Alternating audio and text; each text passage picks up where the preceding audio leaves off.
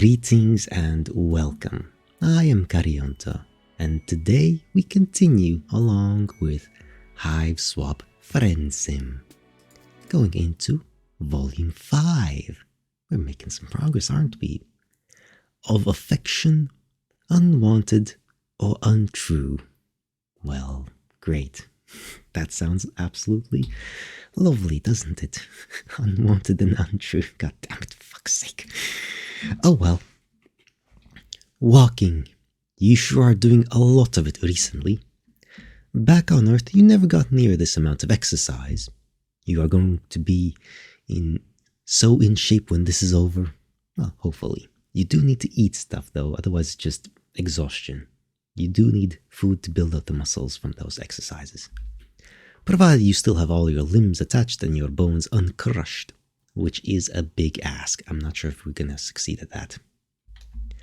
You could probably come up with safer ways to travel, a taxi or some sort of bus system, but you don't have any money and you can't read signs. That's a bit of an issue, yes. Also, you are routinely covered in blood and bruises. I'm not sure that's a big problem in this world, though. So, walking it is. Tired as you are, your feet still carry you toward friendship. Ah yes, always. Friendship towards this mysterious question mark. Man, oh, mystery. Hello there, mystery. As usual, the streets are hopping, just bouncing around like an overactive bunny rabbit on Easter morning. Up ahead at the intersection of streets is some kind of night market.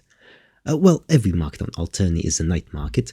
As previously stated, you are broke, but there's nothing wrong with a little bit of window shopping. Who knows what kind of awesome stuff you'll find. You can learn a lot about this culture from their stores. You are so intent on thinking positive thoughts that you are nearly at the market before you realize that quite a few people are coming toward you, in the opposite direction. Some of them are running, actually. And screaming. I wonder why. Looks likely that something has gone down, violence-wise. It's not a stampede. You aren't in any danger of being trampled and the street is wide enough to just step aside and let the crowd pass by. Or it would be. You get a brief, furtive glimpse of a pair of focused yellow eyes under a low-pulled hood. And then a hand grabs yours so tightly the tips of your fingers go numb. With a rough yank, you are pulled into the flow of the crowd. The troll girl who has a hold of you speaks quickly and quietly. You have to lean your head in close to hear. We are on a date. You're my mate spirit, or my morale, whatever you want. We're just a normal couple, out for a night on the town. We're gonna go catch a movie and get some soft serve grub cream, you feel me? Wow, okay. Play along and hold hands. Sure, why not? Your heart beats so hard you can feel it in the back of your throat. You adjust your grip a little to make your hand easier to hold. In response, you get a squeeze, like she's thanking you. You match her pace, a surprisingly difficult feat considering how short she is. Behind you, people are still shouting. What the heck happened back there? Someone died. You figured that, but that's not exactly rare for Alternia, is it? You've seen way more dead people here in the last couple of days than you've seen throughout your entire life on your planet. You tell the troll girl you thought that was just kind of a normal here. Normal, sure. When low bloods get killed, natural order of things, right? But with high bloods, it's different. Personally, I don't give a shit about the natural order. Doesn't matter what the job is, I'll take it. Oh. So a high blood is dead, and you are currently holding hands with the troll who did the dirty deed. She chose you to help her lay low, i.e. she made you her accomplice, i.e. you are now her friend. Sure. We're missing a key detail there as well, but you know what? Helping someone carry out a cold-blooded murder is a super friendly thing to do. What had she called you? Her mate spirit? You aren't sure what that is, but it sounds great. You ask her what you should call her. My name's Polypa, but there's no reason to go throwing it around. Let's not talk at all. You want to point out that it won't look like a very convincing date if you are just walking in silence, but that would require talking. And she told you not to do that.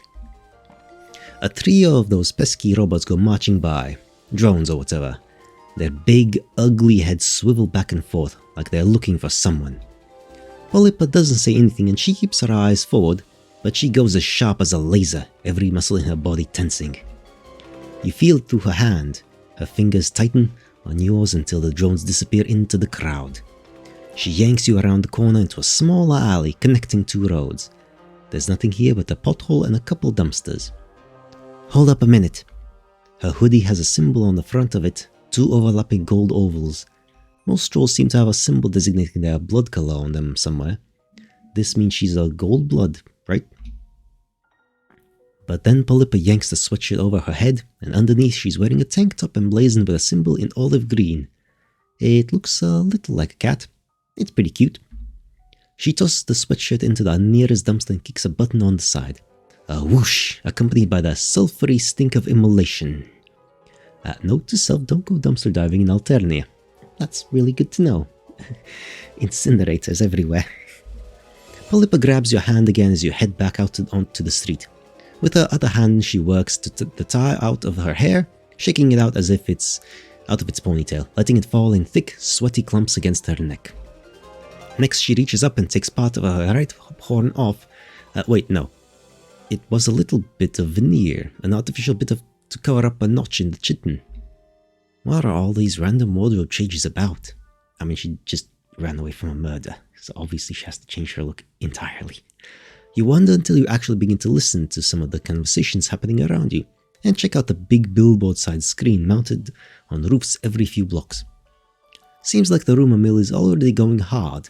Apparently, a well-respected Violet Blood is dead, killed in public in full view of witnesses by a gold blood girl with a ponytail. Wow, you are really dealing with a professional here.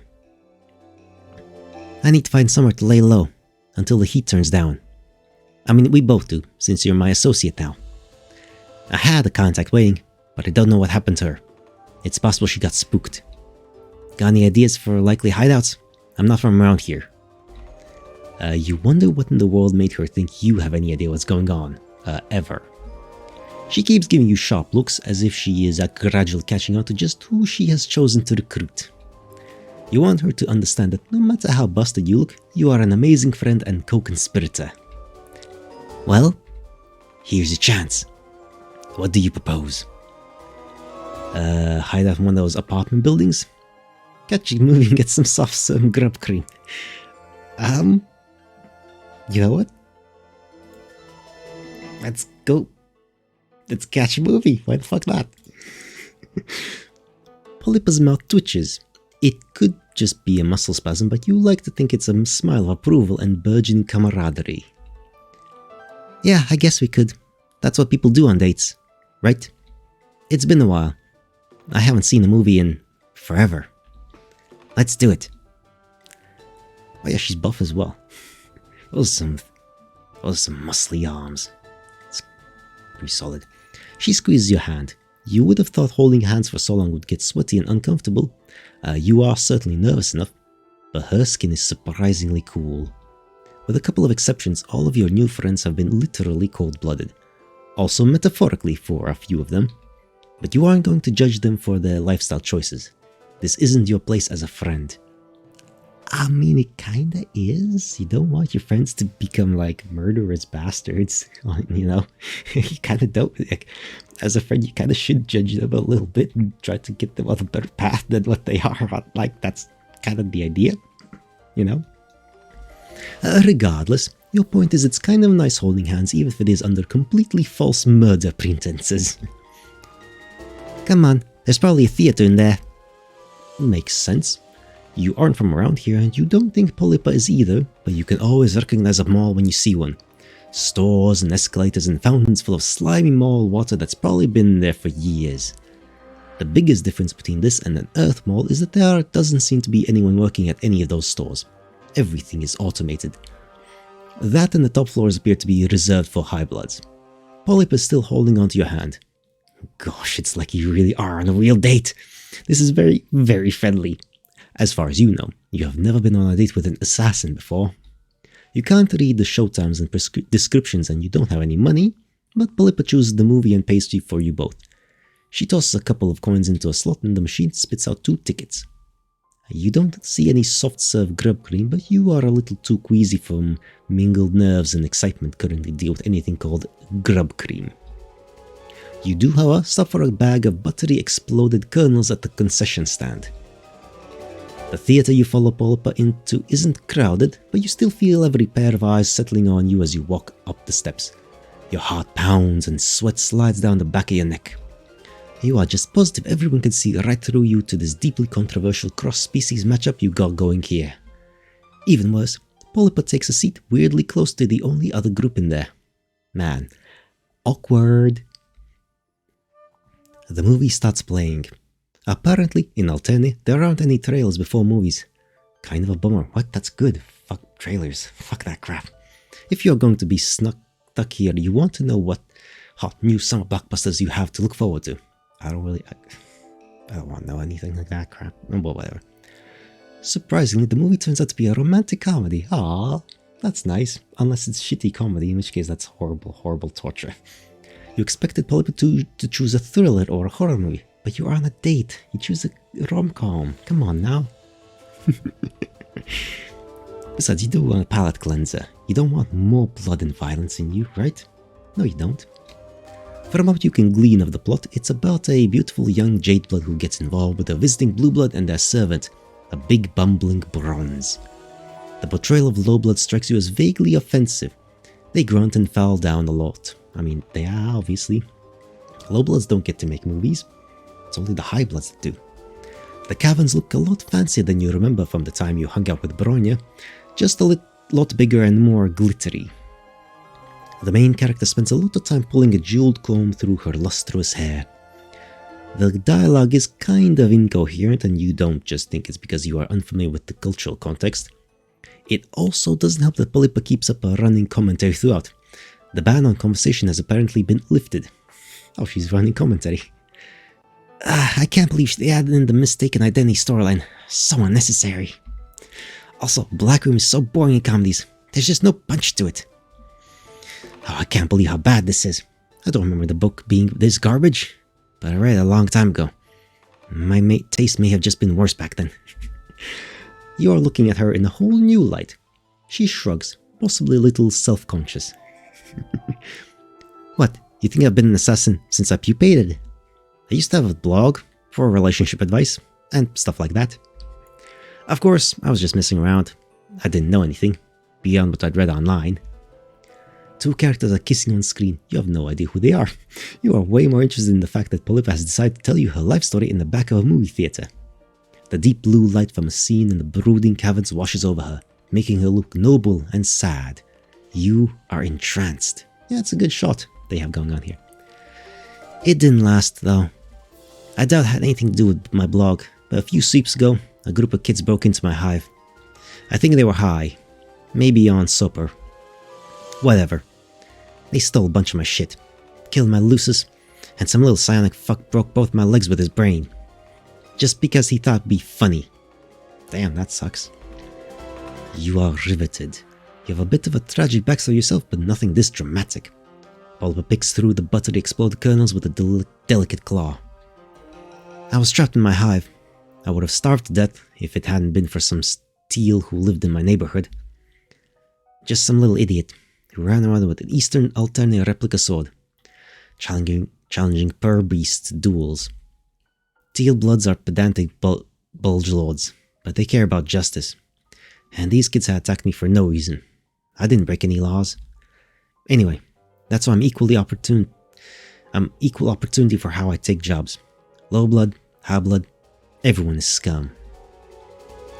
One of the kids in the row ahead of you turns around to tell Polypa that if she and her Moirail want to get all nasty and pale, maybe you should get a rune. Polypa kicks the back of a chair and tells her maybe she should mind her own business. The girl looks about ready to jump over the back of her seat, but the guy next to her pats her firmly on the cheek. Almost a slow-motion slap, firm and intense with plenty of uncomfortably intimate eye contact. The girl settles down after that, and everyone goes back to watching the movie. The rest of it goes by with your head spinning and your heart in your throat. You're glad Polypa trusts you enough to share her past, but you are nervous about her talking about it in public. Wasn't the whole point of coming to movies to lay low? Think about it. When that girl sees the description in the alert, she's not going to be thinking about the noisy olive blood getting all conciliatory in public. It's way safer than skulking around, believe me. Gosh, Polypa really is an expert. You are so glad you got to go on this date with her, even if it was mostly fake. As soon as you're back out on the street, Polypa pulls out her phone. Slowly, her face falls. Fuck. That little nuke licker. I thought she bailed on me. But according to Chitter, she's dead. They got her. Oh, that sucks. Damn it! I told her to be careful. Her sadness is quickly turning to rage, vibrating off her in frantic waves. Her voice gets louder, too, and people are starting to look your way. Heckling in the theater is one thing, shouting on the phone about murder is another. This is going south fast. You've got to calm her down. Deploy shushpa. What? The fuck is a shushpap? Okay. What? For lack of a better plan, you copy what you saw the troll inside. Ah, right, the slow motion slap. You copy what you saw the troll inside do to his angry date. You press your palm firmly to her cheek. To your intense shock, she blushes deep olive green and her eyes slip closed. She leans into your touch as if she is drawing comfort from this tiny little gesture. Then she blinks and pulls away. I guess she's touch-starved. Listen, I'm technically on the clock right now. Let's be professional. She bites her lip, hesitating. Then she reaches up and repeats the gesture on your face. An unbelievable warmth fills you. Could it be the warmth of friendship? It's a little bit more intimate than that. You're a weird-looking double-horn amputee with very few social skills, terrible survival instincts, and both short-term and long-term memory loss. But you're alright. If you ever want to earn a little cash, I could use a partner I can depend on. Is it raining? No, those are just tears in your eyes. Tears of gratitude. Okay, don't get too choked up. You're definitely just gonna be bait.